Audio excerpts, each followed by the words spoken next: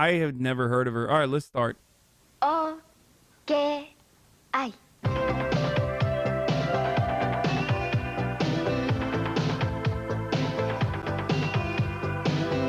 This is John McaFee, and he's lived one hell of a life.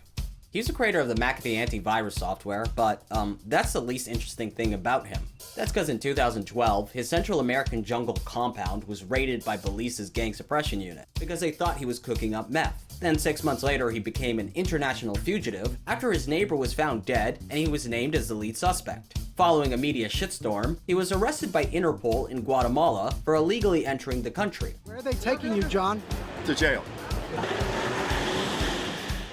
With some quick thinking, he managed to escape being deported back to Belize by faking a heart attack. This gave his lawyer enough time to file an appeal so he can return to the United States instead.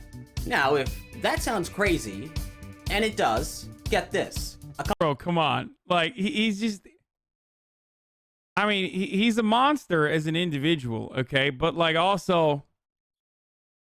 I mean, he's just fucking... He's a deranged psycho who is... Like, how are you not gonna watch what he does next? You know what I mean? A couple of years later, he ran for president. All right, so is it official? Are you running for president? Have you filed the papers to run for president? I filed the papers on Tuesday. I'm officially running, yes, ma'am. People say libertarians are isolationists. That intro barely scratches the surface of the absolute insanity that has been John McAfee's life.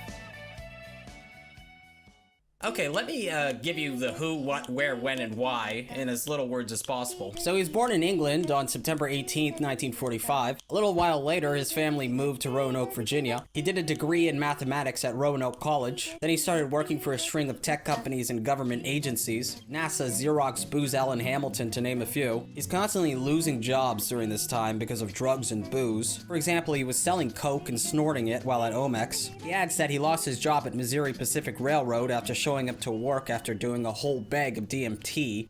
Oh yeah, there's this great clip of him talking about how he got his job at Lockheed Martin. I'm gonna play it for you. That they gave you security clearance, I guess, because you had nothing to hide. Right, because I'd had a very checkered past prior to joining Lockheed Martin. I assumed that there would be no chance in hell I would ever get security clearance. They asked me very, revealing questions. Had I ever had sex with sheep or dogs? I mean, incredible things. Had I ever taken drugs? The answer was yes. What kind? Almost every kind. How much? A lot. Have you ever sold drugs? Yes. So I assumed I'd never get the clearance, but I did, and it came in very quickly. During the mid-1980s, he read about the first known PC virus. I don't... Did he actually work at Lockheed Martin? I mean, I guess you could... Because, like, to work as a defense contractor for the American government, he's not wrong. Like, they ask you insane questions, but I fucking doubt that he was able to get security clearance. Like, that's crazy. I guess they don't give a fuck when you're, like, literally, actually, unironically a genius. He's still white, though? No, you guys are crazy, dude. They only care if you lie? No, part of the reason why they care about the security clearance is because they want you to make sure they want to make sure that you're not compromised, okay? Or that you could be compromised. And I guess the reason why they were like, yeah, we don't give a fuck is because, like, he admits to it. So he doesn't even need to... He will never be compromised if he openly admits it. You know what I mean?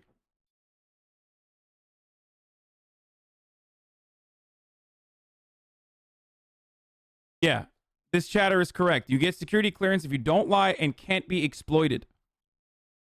And I guess he can't be exploited because he's just like, yeah, fuck yeah, I sold drugs and I fucked the sheep or whatever the fuck. But also, most importantly, someone with that level, like someone with that kind of a background is not getting a security clearance if, unless they are like legitimately like unique. Like they are going to bring a tremendous amount of value by working there.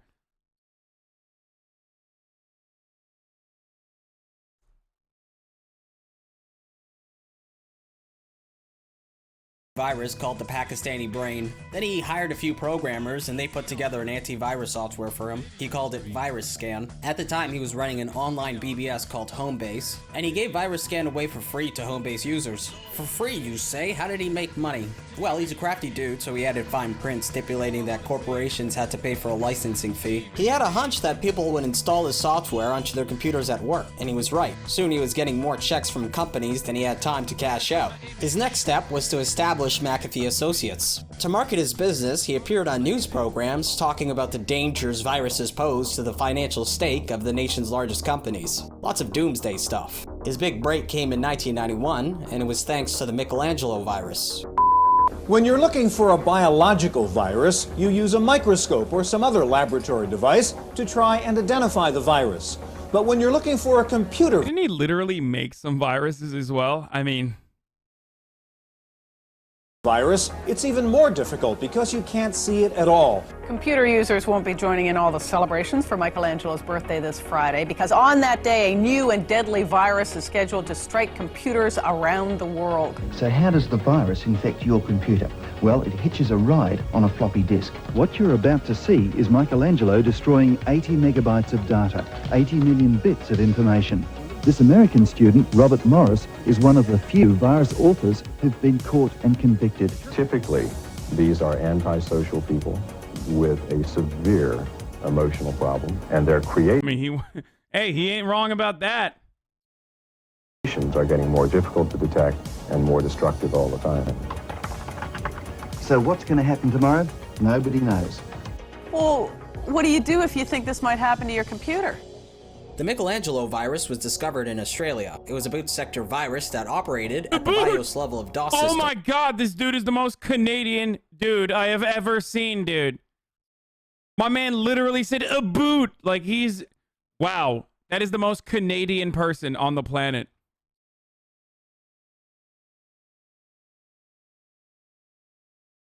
Wait, oh, he said the boot sector? Did I misunderstand what he was saying? The virus was discovered in Australia. It was a boot sector virus that operated... Oh my god, I thought...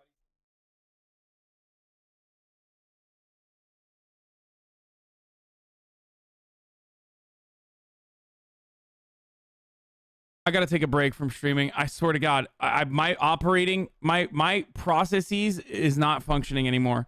My brain literally has stopped functioning in this past week. I don't know what it is. I don't know what it is. I cannot fucking hear things. No, I will not apologize to Canada. A boot is something that Canadians say, but he said a boot sector virus.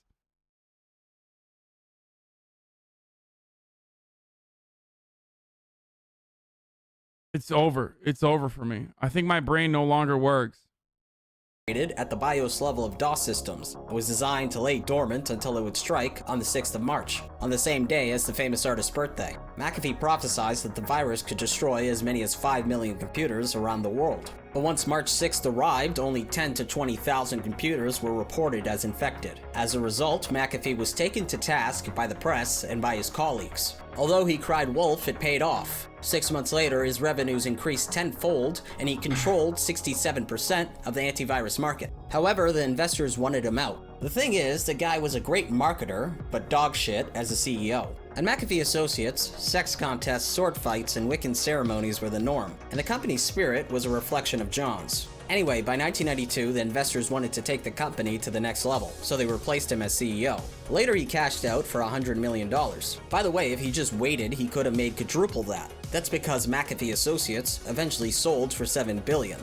Other than creating a before-its-time chat program called Powwow, the rest of the 90s were a relatively quiet period for John McAfee. Okay, so, by the 2000s, his life starts to get progressively more weird. All of a sudden, he decided to become a yoga guru. He opened a yoga and meditation retreat in his 10,000 square foot, $25 million Colorado's Rocky Mansion. There he housed 200 loyal disciples completely for free. There's a really good documentary that covers all of this stuff that we just saw extensively, by the way. Like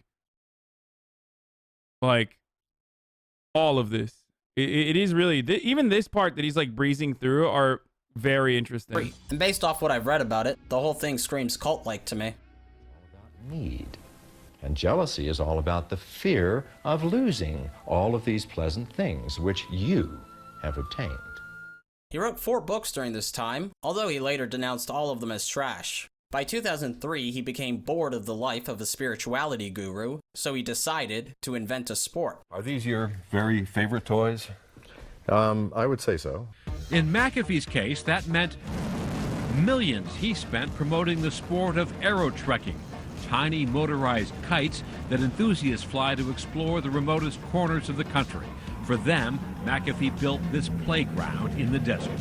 Within 4 years, he spent more than $11 million building a massive aerotrekking wonderland.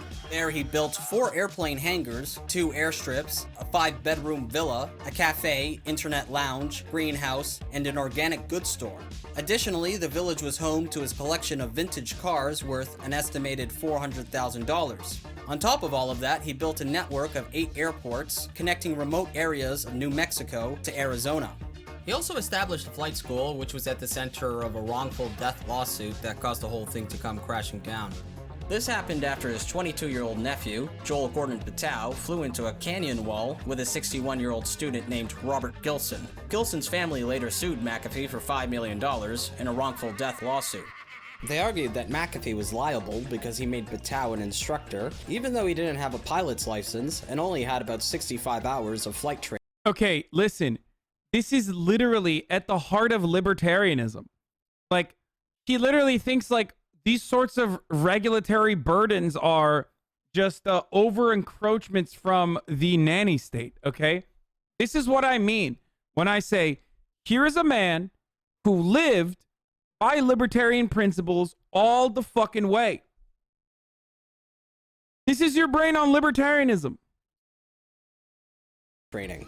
After another lawsuit from a man who tripped on his property, McAfee devised a plan to escape from his legal troubles.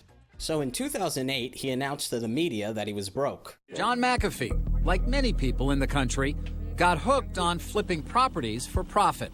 With a fortune reported to be in excess of $100 million, he got sucked into the greatest real estate bubble the United States has ever seen. I bought some properties in Utah and, Brilliant, by the way.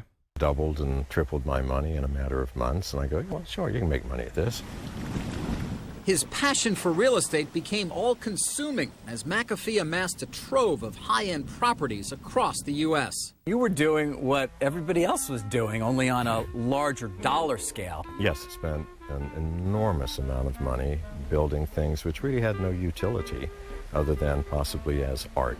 So it's house as art, which in a booming economy you might actually be able to sell and make some money. But in a recession, he sold everything he owned on his massive aerotrekking complex in a series of highly publicized, single-day absolute auctions.